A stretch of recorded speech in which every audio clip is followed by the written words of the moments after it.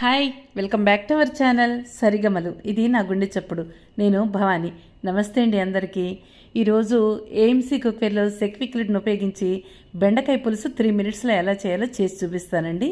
ఈ బెండకాయ పులుసు చేయడం కోసం నేను 20 సెంటీమీటర్స్ డయా ఉన్న హై గిన్నె తీసుకున్నానండి.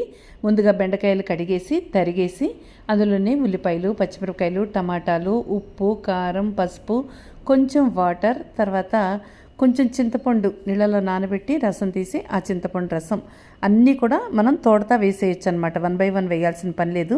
ముందే స్టవ్ వెలిగించుకుని గిన్నె పెట్టుకొని 1 by 1 ఇవన్నీ వేసేసుకుని తర్వాత లిడ్ పెట్టేసేయాలి.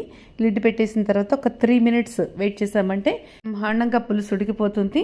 చక్కగా స్టీమ్ బయటికి పోదు కాబట్టి, విజిల్స్ రావు కదా, స్టీమ్ బయటికి పోదు కాబట్టి రెస్టింగ్ పీరియడ్ 10 మినిట్స్ తర్వాత తీసి మూత తీసి అందులో జీలకర్ర పొడి, ధనియాల పొడి, పోపు వేసుకొని అప్పడాలతోనూ వడియాలతోనూ నంచుకుని తింటే సూపర్.